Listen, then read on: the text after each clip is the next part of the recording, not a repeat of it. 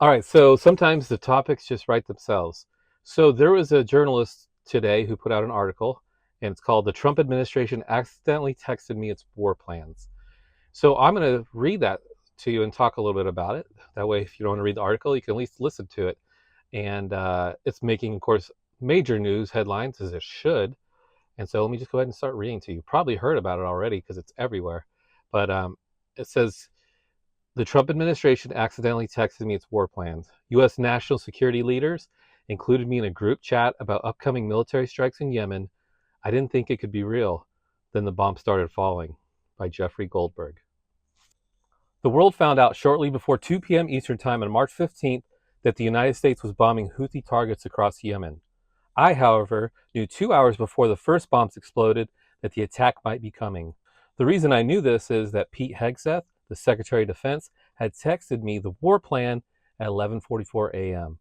The plan included precise information about weapons packages, targets, and timing. This is going to require some explaining.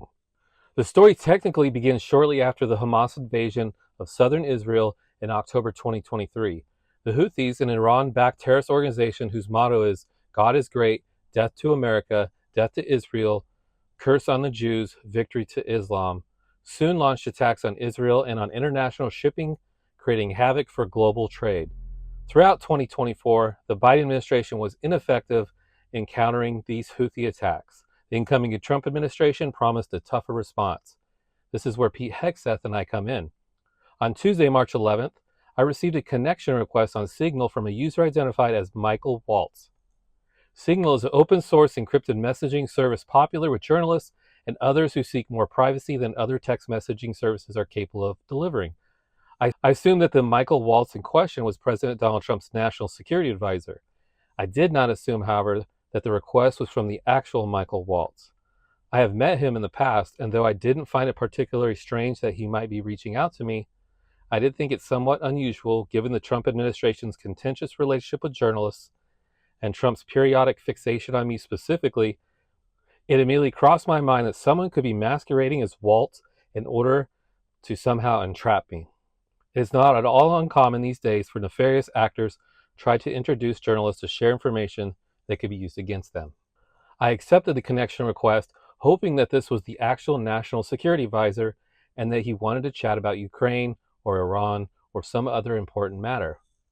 2 days later, Thursday at 4:28 p.m., I received a notice that I was to be included in a Signal chat group. It was called the Houthi PC Small Group. A message to the group from Michael Waltz read as follows: Team, establishing a principals group for coordination on Houthis, particularly for over the next 72 hours. My deputy, Alex Wong, is pulling together a Tiger team at deputy/agency chief of staff level following up from the meeting in the sit room this morning for action items and will be sending that out later this evening. The message continued. Please provide the best staff POC from your team for us to coordinate with over the next couple of days and over the weekend. Thanks. The term Principals Committee generally refers to a group of the senior-most national security officials, including the Secretaries of Defense, State, and the Treasury, as well as the Director of the CIA. It should go without saying, but I'll say it anyway, that I have never been invited to a White House Principals Committee meeting, and that in my many years of reporting on national security matters, I had never heard of one being convened over a commercial messaging app. 1 minute later, a person identified as MAR, M-A-R, the Secretary of State is Marco Antonio Rubio, wrote, Mike Needham for State, apparently designating the current counselor of the State Department as his representative. The same moment, a Signal user identified as J.D. Vance wrote, Andy Baker for VP. 1 minute after that, TG, presumably Tulsi Gabbard, the Director of National Intelligence, or someone masquerading as her, wrote, Joe Kent for DNI. 9 minutes later, Scott B., apparently Treasury Secretary Scott Bessent, or someone spoofing his identity, wrote, Dan Katz for Treasury. At 4:53 p.m., a user called Pete Hegseth wrote, Dan Caldwell for DOD. And at 6:34 p.m., Brian wrote, Brian McCormick for NSC. One more person responded. John Ratcliffe wrote at 5:24 p.m. with the name of a CIA official to be included in the group. I am not publishing that name because that person is an active intelligence officer. The principals had apparently assembled. In all, 18 individuals were listed as members of this group, including various National Security Council officials: Steve Witkoff, President Trump's Middle East and Ukraine negotiator; Susie Wiles, the White House Chief of Staff; and someone identified only as SM, which I took to stand for Stephen Miller. I appeared on my own screen only as JG. That was the end of the Thursday text chain. After receiving the Waltz text related to the Houthi PC small group, I consulted a number of colleagues. We discussed the possibility that these texts were part of a disinformation campaign initiated by either a foreign intelligence service or, more likely, a media gadfly organization, the sort of group that attempts to place journalists in embarrassing positions and sometimes succeeds. I had very strong doubt that this text group was real because I could not believe that the national security leadership of the United States would communicate on Signal about imminent war plans. I also could not believe that the National Security Advisor to the President would be so reckless as to include the editor-in-chief of The Atlantic in such discussions with senior U.S. officials and up including the Vice President. The next day, things got even stranger. At 8:05 a.m. on Friday, March 14th, Michael Waltz texted the group, "Team, you should have a statement of conclusions with taskings per the President's guidance this morning in your high side inboxes." High side in government parlance refers to classified computer and communication systems. State and DoD, we developed suggested notification lists for regional allies and partners. Joint staff is sending them a more specific sequence of events in the coming days, and we will work with DoD to ensure COS, OVP, and POTUS are briefed. At this point, a fascinating policy discussion commenced. The account labeled JD Vance responded at 8:16. "Team, I am out for the day doing an economic event in Michigan, but I think we are making a mistake." Vance was indeed in Michigan that day. The Vance account goes on to state, "The 3% of U.S. trade runs through the Suez. 40% of European trade does. There is a real risk that public doesn't understand that this or why it's necessary. The strongest reason to do this, as POTUS said, is to send a message." The Vance account then goes on to make a noteworthy statement considering that the Vice President has not deviated publicly from Trump's position on virtually any issue. "I'm not sure the President is aware how inconsistent this is with his message on Europe right now. There's a further risk that we see a moderate to severe spike in oil prices. I am willing to support the consensus of the team and keep these concerns to myself. There's a strong argument for delaying this a month, doing the messaging work on why this matters, seeing where the economy is, etc." A person identified in Signal as Joe Kent, Trump's nominee to run the National Counterterrorism Center is named Joe Kent, wrote at 8:22, "There's nothing time-sensitive driving this timeline. We'll have the exact options in a month." Then at 8:26 a.m., a message landed in my Signal app from the user John Ratcliffe. The message contained information that might be interpreted as related to actual and current intelligence operations. At 8:27, a message arrived from the Pete Hegseth account. "VP, I understand your concerns and fully support you raising with POTUS important considerations, most of which are tough to know how they play out: economy, Ukraine peace, Gaza, etc. I think messaging is going to be tough no matter what. Nobody knows who the Houthis are, which is why we need to stay focused on, number one, Biden failed, and number two, Iran funded." The Hegseth message goes on to state, "Waiting a few weeks or a month does not fundamentally change the calculus. Two immediate risks on waiting. One, this leaks and we look indecisive. Two, Israel takes on action first, or Gaza ceasefire falls apart and we don't get to start this on our own terms. We can manage both. We are prepared to execute, and if I had final go or no-go vote, I believe we should. This is not about the Houthis. I see it as two things. One, restoring freedom of navigation, a core national interest, and two, reestablish deterrence when Biden cratered. But we can easily pause. I will do all we can do to enforce 100% OPSEC, Operation Security. I welcome other thoughts." A few minutes later, the Michael Waltz account posted a lengthy note about trade figures and the limited capabilities of European navies. "Whether it's now or several weeks from now, it will have to be the United States that reopens these shipping lanes. Per the President's request, we are working with DoD and state to determine how to compile the costs associated and levy them on the Europeans." The account identified as JD Vance addressed a message at 8:45 to Pete Hegseth. "If you think we should do it, let's go. I just hate bailing Europe out again. The administration has argued that America's European allies benefit economically from the U.S. Navy's protection of international shipping lanes." The user identified as Hegseth responded 3 minutes later. VP, I fully share your loathing of European freeloading. It's pathetic. That's all in caps. But Mike is correct. We're the only ones on the planet on our side of the ledger who can do this. Nobody else even close. Question is timing. I feel like now is as good a time as any, given POTUS directive to reopen shipping lanes. I think we should go, but POTUS still retains 24 hours of decision space. At this point, the previously silent SM joined the conversation. As I heard it, the president was clear, green light, but we soon make clear to Egypt and Europe what we expect in return. We also need to figure out how to enforce such a requirement. If Europe doesn't remunerate, then what?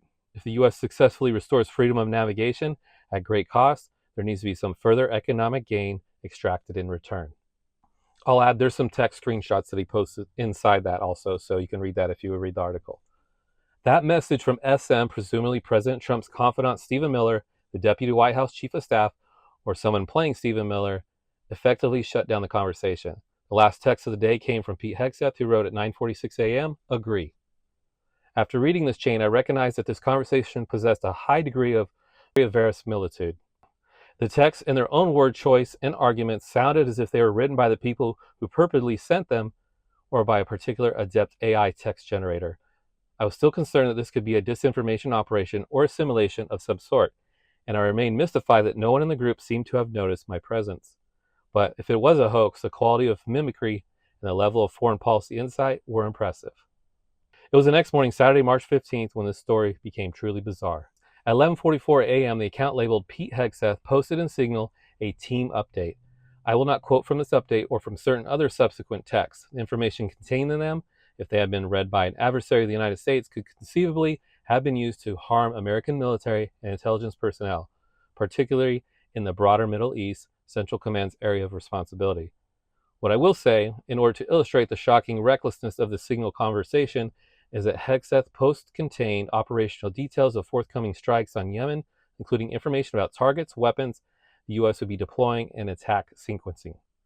The only person to reply to the update from Hegseth was the person identified as the vice president. I will say a prayer for victory, Vance wrote. 2 others subsequently added prayer emoji. According to the lengthy Hegseth text, the first detonations in Yemen would be felt 2 hours hence, at 1:45 p.m. Eastern Time, so I waited in my car in a supermarket parking lot. If the Signal chat was real, I reasoned Houthi targets would soon be bombed. At about 1:55, I checked X and searched Yemen.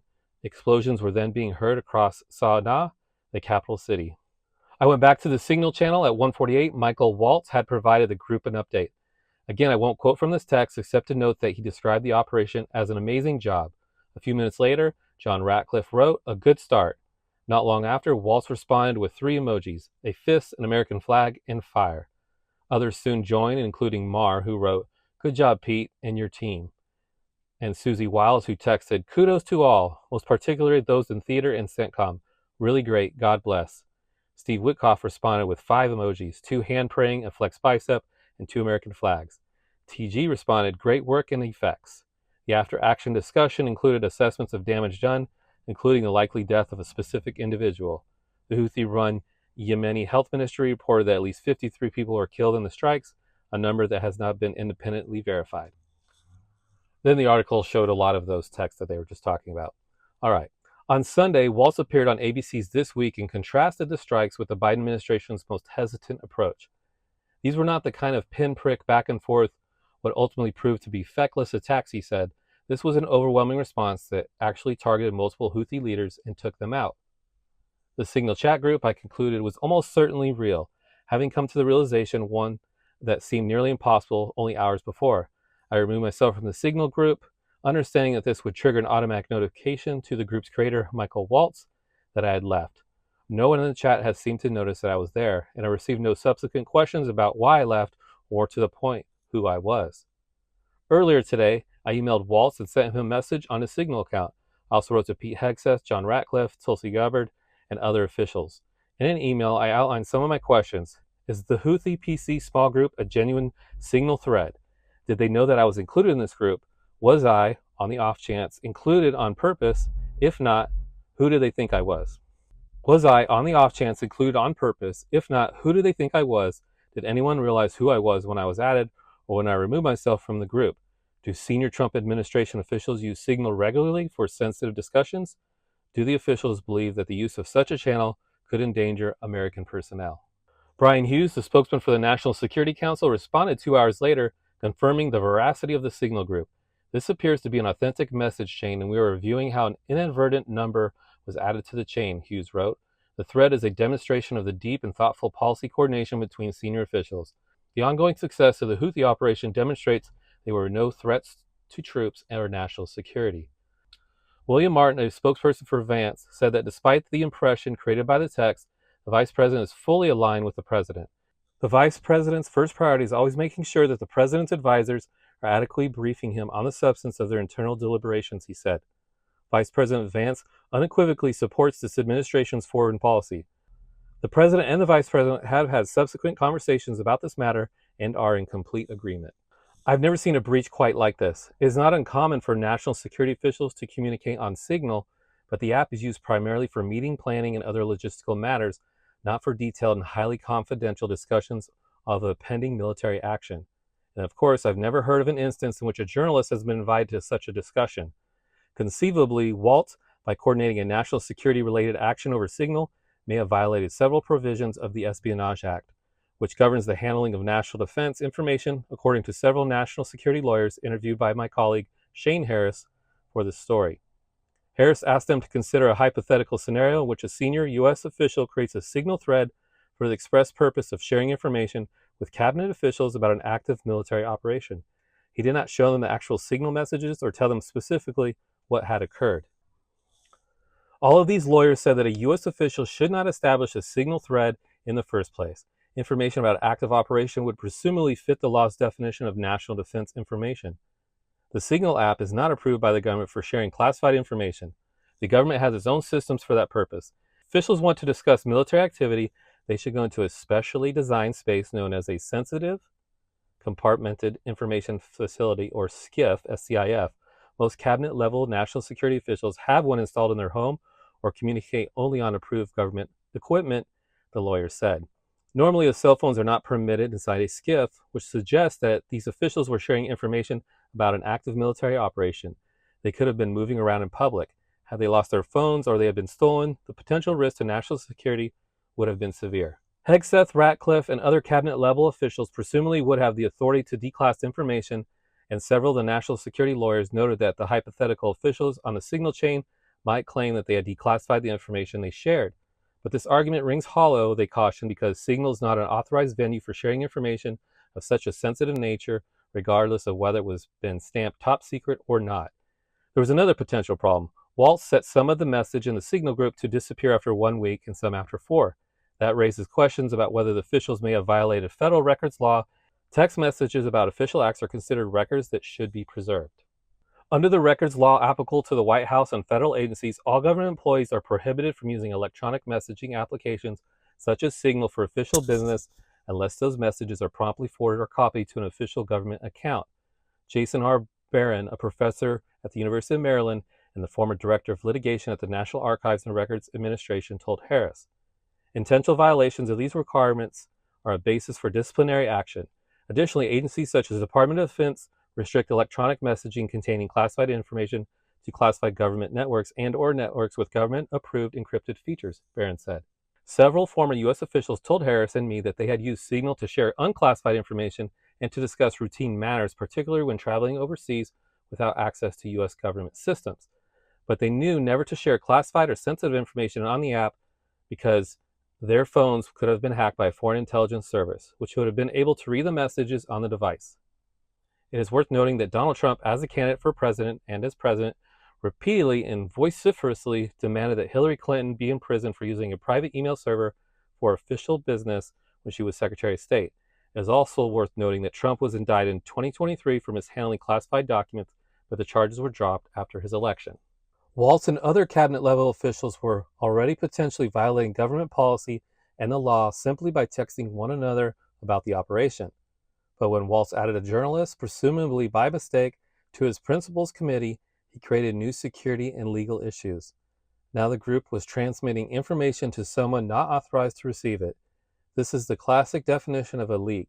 even if it was unintentional, even if the recipient of the leak did not actually believe it was a leak until Yemen came under American attack. All along, members of the Signal Group were aware of the need for secrecy and operation security. In his text detailing aspects of the forthcoming attack on Houthi targets, Hegseth wrote to the group, which at the time included me, "We are currently clean on OPSEC." All right, so there we go. As a retired Army major who had a security clearance for 2 decades, I've seen people make mistakes, right? And they get punished. Nothing to this level.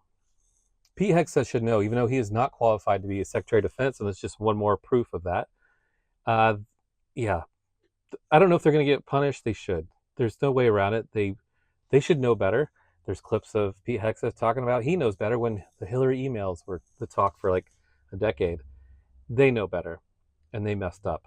Now the question is, what is going to be the response of Trump, and what's going to be the punishment? Or are they going to play it off, and just do what they normally do, play it off and act like it was no big deal? We'll see. But definitely a mistake on their part, and they are in charge of the most powerful military in the world, and that's scary.